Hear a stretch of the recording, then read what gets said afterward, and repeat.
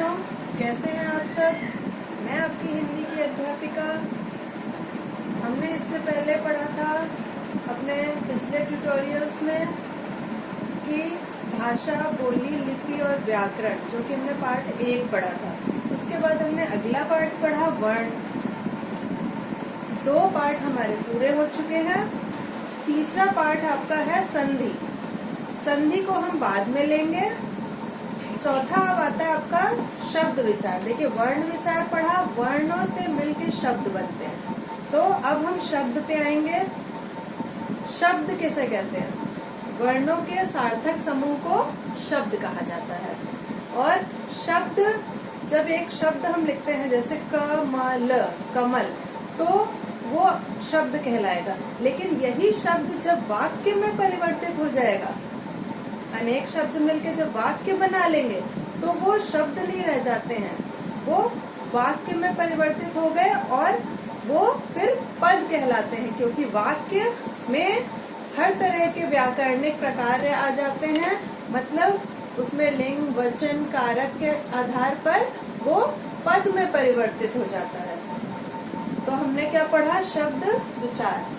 Part 4 शब्द विचार। शब्द कहते हैं वर्णों के सार्थक समूह को शब्द कहते हैं। जब शब्दों का प्रयोग वाक्य में किया जाता है तब वे पद कहलाते हैं। ठीक है, अब हम पढ़ेंगे शब्द के भेद, शब्द के प्रकार। ठीक है, शब्द के 5 भेद हैं। पहला आपका है उत्पत्ति के आधार पर, दूसरा रचना या बनावट के आधार पर, तीसरा है आपका अर्थ के आधार पर, चौथा व्याकरणिक प्रकार के आधार पर, और 5वां भेद है प्रयोग के आधार पर। आपकी पुस्तक में ये नंबरिंग आगे पीछे हो सकती है, लेकिन 5 प्रकार हैं, वो आपके 5 प्रकार अभी समझाना शुरू करती हूँ। पहला है आपका उत्पत्ति के आधार पर। उत्पत्ति के आधार पर शब्द के 5 भेद हैं। तत्सम शब्द, तद्भव शब्द, देशज, विदेशी और संकर शब्द। तत्सम शब्द किसे कहते हैं? तत्सम मीन्स तत् जमा सम, मतलब उसके सम मीन्स समान। अब किसके समान, ये प्रश्न उठता है। मतलब हमारी जो प्रथम भाषा थी, प्राचीनतम भाषा संस्कृत, मतलब जो शब्द संस्कृत के समान ही वैसे ही प्रयोग किए जाते हैं, संस्कृत के समान ही जैसे संस्कृत में लिखे हैं वैसे ही प्रयोग किए जाते हैं, तो वो कहलाते हैं तत्सम शब्द। जैसे घोटक, घोड़ा को संस्कृत में हम क्या कहते हैं? घोटक या अश्व।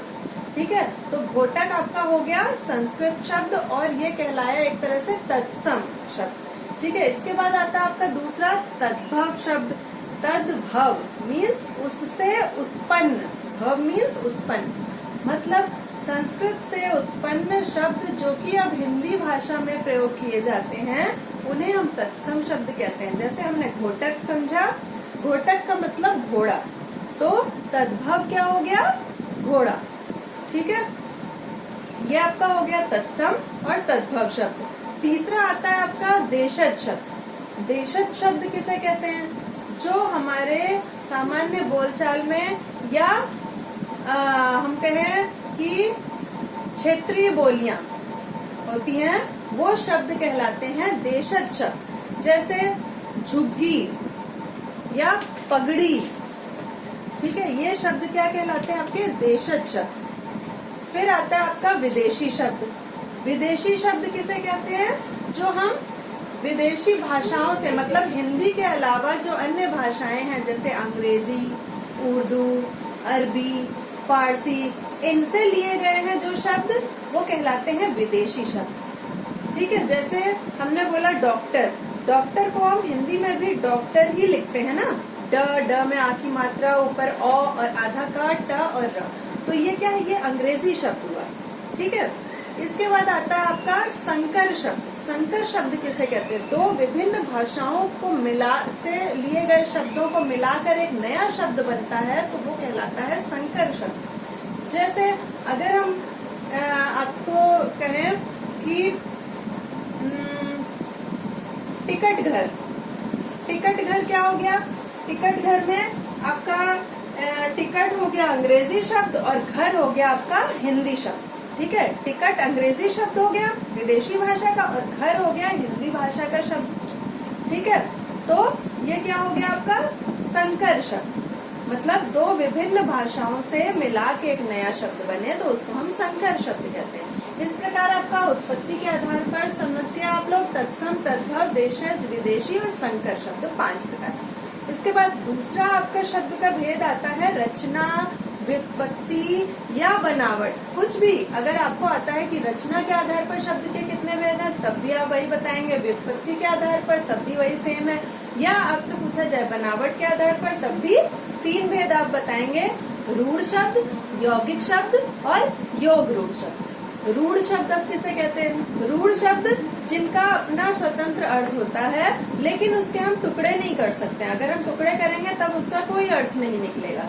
इस प्रकार रूढ़ शब्द वो कहलाते हैं जिनका अपना एक ही अर्थ होता है। जैसे हम ले लें घर, घर मीन्स घर, उसका हम कोई और अर्थ नहीं ले सकते हैं, ठीक है। इसके बाद आता है यौगिक शब्द। अब 2 या 2 शब्दों के योग से बने शब्द यौगिक शब्द कहलाते हैं। जैसे आपका हो गया विद्या जमा आलय। विद्या मीन्स विद्या, हमारी पुस्तकें विद्या ही कहते हैं हम इनको। आलय मीन्स घर, मतलब विद्या का घर अर्थात विद्यालय, ठीक है। तो ये हो गया आपका यौगिक शब्द, 2 भिन्न शब्दों से बना और दोनों का अपना अर्थ है, ठीक है। तीसरा आता है आपका योग रूढ़ शब्द। योग रूढ़ शब्द किसे कहते हैं? योग रूढ़ शब्द वो कहलाते हैं जो कि दिखते तो यौगिक शब्द की ही तरह है क्योंकि 2 शब्दों से मिलके बनते हैं और दोनों के अपने अपने अर्थ भी होते हैं, लेकिन इनका एक विशेष अर्थ निकलता है, अलग अर्थ। जैसे गज जमा आनंद, गजानन मीन्स गज के समान, आनंद मीन्स मुख है, हाथी के समान मुख, तो किसका है? गणेश जी का। तो वो आंसर आपका विशेष अर्थ में आया, गणेश, ठीक है ना। तो ये हो गया आपका योग रूढ़ शब्द। इस प्रकार आपका दूसरा भी रचना, व्युत्पत्ति या बनावट के आधार पर ये शब्द का भेद भी आपका पूरा हो गया, जिसके कि 3 भेद है, रूढ़ शब्द, यौगिक शब्द और योग रूढ़ शब्द। हम अपना पहला पार्ट जो आपका पार्ट 4 का भाग 1 है वो हम यहीं तक रखेंगे। इसके बाद जो और है प्रकार इसके वो हम अपने अगले भाग में पढ़ेंगे। तो आज इतना ही, धन्यवाद।